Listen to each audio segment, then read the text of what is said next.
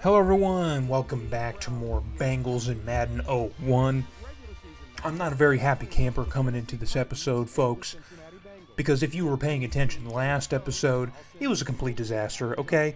We threw in a 4-game losing streak on the road, 3 of those games on the road, to get us to 4-6 heading into this game playing a division rival in the Tennessee Titans. So, a year that started off pretty well, pretty dominant. Things were looking great here. We have a couple significant injuries to the roster. Most importantly, Chris Waller, our rookie receiver, who really dazzled in the first home game of the year. He's been sidelined for most of our season as we've tried to kind of piece things together with the rest of our receiving core, which isn't that bad, but we really need Chris Waller's production.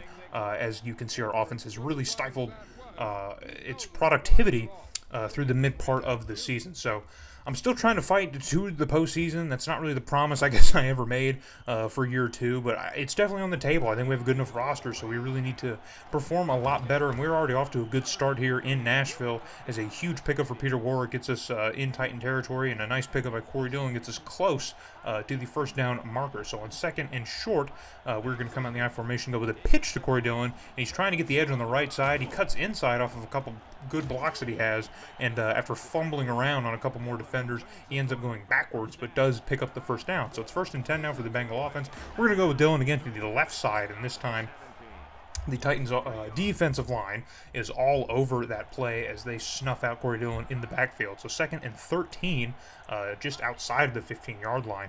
Gotta move the other direction here. Achilles Smith's going to take just a couple steps back and find Peter Warrick on a check down. It was kind of like a receiver screen, a very quick play, but Warrick gets some space and is able to create after the catch here and get very close to the first down marker. So that's why we love Peter Warrick on this team. So 3rd and 2nd now, just outside the 5-yard line. Achilles Smith's going to try and go through the air. We're not going to keep it on the ground, and it works out as we find Battaglia, who we don't call too often. I believe he's our backup tight end behind McGee, but we put him out there as well in that formation, and he makes a good catch for us to get our first touchdown of the game. So we strike first, and Takeo Spikes coming up big with an interception of Steve McNair early in Tennessee's first drive. And Steve McNair, a rare mistake for him, but he finds Takeo Spikes just standing there waiting for the ball, and then we're going to give it to Corey Dillon, and this is something we haven't seen all season that I've been asking for all season.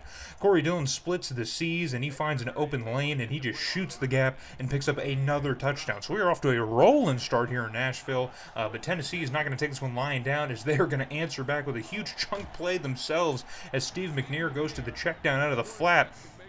And it is a massive pickup for the Titans. And that is not Eddie George back there. So I don't know if he retired after last year. Maybe you guys can jog my memory. He might just be injured because he's older in this game, but not like super old. So I think he might actually play a couple seasons. But either way, he's not there on that play, and they did not need him. So it is 1st and 10 now for the Titans late in the first quarter. And the Titans are going to go with a reversal here. And it's going to work out pretty well as he shakes off Rondé Barber and gets brought down by the line backer. I think it was Davis who had a nice pickup on the reversal here. So the Titans are cooking here in scoring range, and they're going to go on the ground with a fullback. I think that might have been a tight end. I don't know many fullbacks with number 88. I think that might have been a tight end who they had lined up in that position. So that'll do it for the first quarter as our 2 touchdowns puts us a nice lead ahead over the Titans, who are struggling this year, much like we now officially are. And Booker, who's been injured for a little bit, gets himself a sack, his 3rd sack of the year. He's been injured for a little bit. I don't know how long, but it said in the last video what his injury was. But he is here playing today. And Steve McNair again is dropping further and further back, trying to buy some time, and nobody gets open, and he nearly gets sacked again. But he manages to get rid of it, so the Titans will send in the kicking unit, and that one is good. And apparently we need a highlight reel replay of this kick for some reason, as if it was like an impressive of kick here. But I guess he missed it. He just raised the upright, so maybe that's why we got the cinematic there. So we're still holding strong here with our lead as Achilles Smith gets rid of this football as it gets nailed, and there's the man himself, Chris Waller. He is suited up for this game, and he makes a humongous catch already. God, it is good to see his number again, to see him back in the lineup as Achilles Smith just barely gets rid of this football. I'm surprised that one didn't get batted down through the tackle, as he gets absolutely crushed, man. And Chris Waller making a beautiful one-handed grab. You know he loves to do that. We've seen him do it already a good number of times so far this year. So huge pickup for him as he gets brought down by about the Titan 40-yard line. So coming out of the 2-minute warning, the Bengals offense is rolling. We're going to hand it off to Gross, the fullback, and he's going to run up the middle, and there's enough room for him to get another 10 yards. So we're going to cut to a 2nd and 7. We're going to go with the ground game again to Corey Dillon, who gets absolutely blown up. And there's a holding penalty. Our guys are holding. They're getting bullied by the Titans D-line, so they feel that they need to grab some jersey, and I hate to see that. So that's going to back us up here and kind of kill a lot of the momentum of this drive. We only have a minute left to cook here, and we are cooking something pretty bad, as it is 3rd and very, very long for the Bengals, and Achilles Smith's going to drop back and float it up, and there he is again, Chris Waller. How do you do, sir? As he hauls in another amazing grab, Achilles Smith puts it right where it needs to be, and now we not just have a first down, but we have a 1st and goal inside the 5, inside the Titan 5.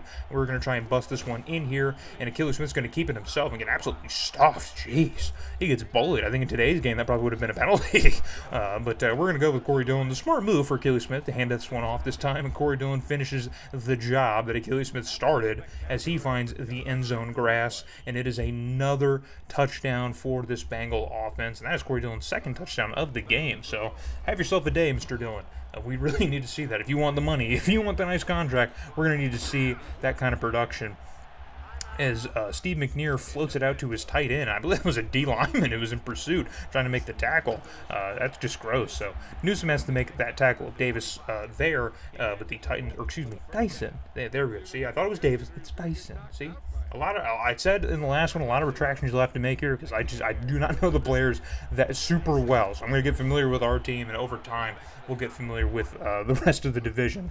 But the Titans put together a good drive at the end of the half, but are unable to do much with the rest of the time they have. So Del Greco nails this one through, and it's going to be 21-3 at the end of the first half. It's for sure our biggest lead, just period, in the series so far. And Steve McNair is getting things started in the second half with Dyson right across the middle as he makes a beautiful pickup before he is brought down by about the 40-yard line. So we got to a 3rd and 8 here for Tennessee. They got to keep their drive alive.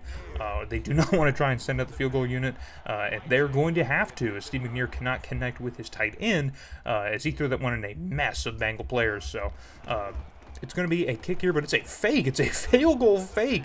And I don't even know what the plan was, as the backup QB has to try and send that one back to Del Greco, I guess. I don't know if he was going to try and run it. I really have no idea. It does not work out for the Titans. They have no faith in their kicker, I guess, so they were going to try some trickery, but it does not work. Hey, when you're down 21-3, why not try anything, right? So we have prime field position to try and maybe answer back to whatever that was. And there he is again, ladies and germs. Just give him Rookie of the Year. It doesn't even matter if he was injured for like 4 or 5 weeks. Just give him Rookie of the Year. He's just absolutely just carrying this offense right now. Chris Waller again with another beautiful reception, and things are just going really well for us today. But the Titans are not out of it, boys and girls. They are not out of it, as the Titans offense finally answers back here.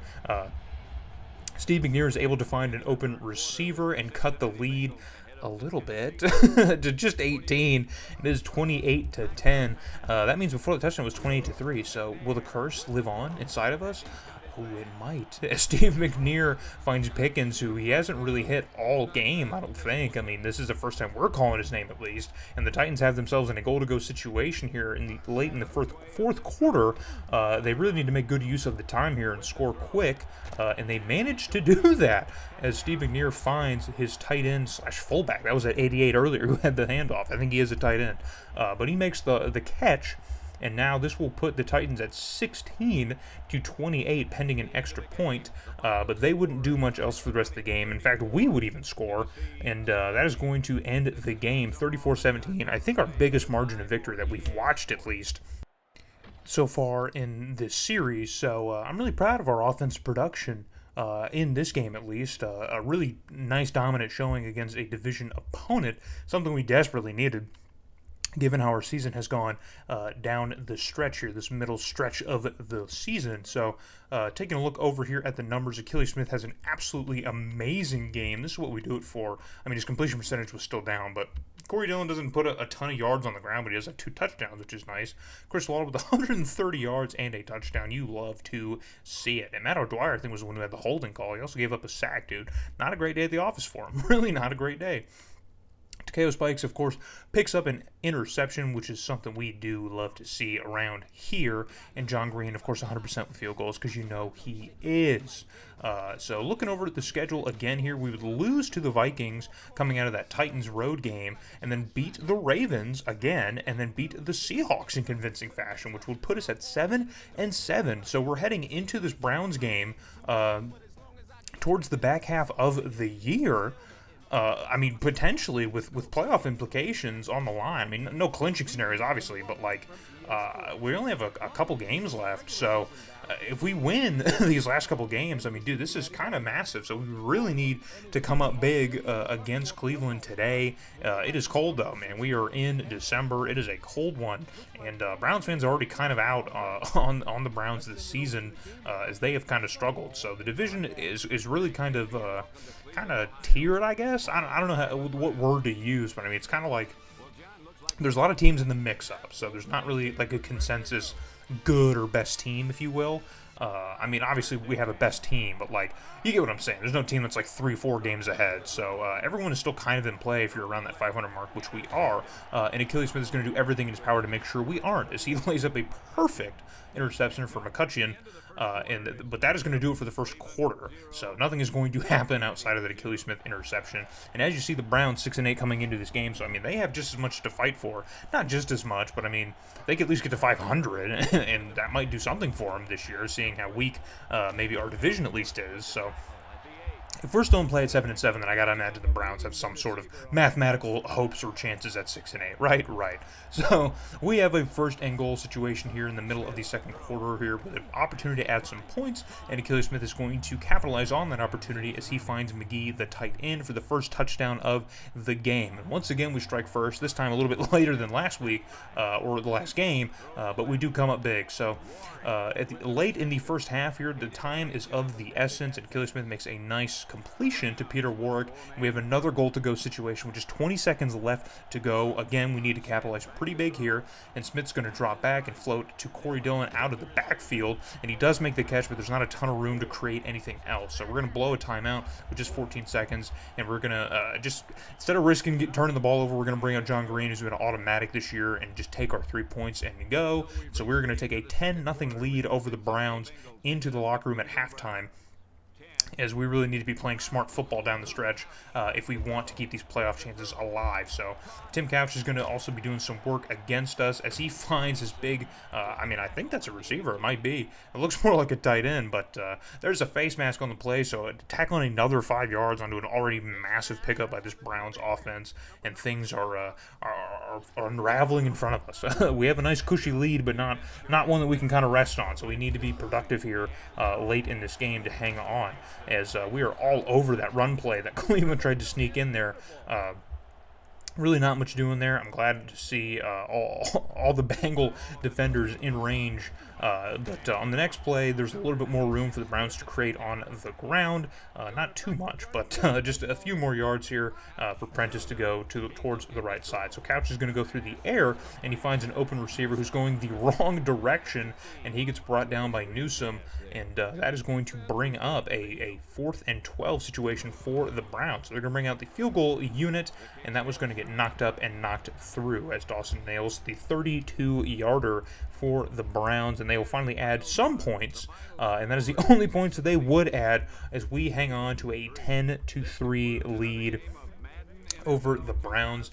A quick game here. I mean, not a ton of offense to speak of. Really nothing of note going on in this game. I mean, I watch all these games when I go through and edit them, and yeah, there's really nothing of note to put in as the Browns. That one red zone opportunity they had was really the only thing they would do all game. It's kind of like in I can't remember which part it was, but we played the Browns, and it was like a close game that we ended up losing, and the only 2 touchdowns they scored were Achilles Smith pick sixes. So maybe that's the secret here for the Browns. Unless we're doing that, there's absolutely nothing that they can do. A lot of TFLs on the board. You saw that. That was pretty nice. So here is the AFC playoff tree as it stands. We've got 4 10-win teams right now, topping things in the AFC: the Chargers, Colts, Broncos, and Jaguars. Of course, from our division, then we sit just on the outside at 8 and 7. So we are in a position to clinch a playoff spot, most likely a wild card spot. The division is out of the question as the Jags have already clinched it, but it's all going to come down to our Week 17 matchup, which is a matchup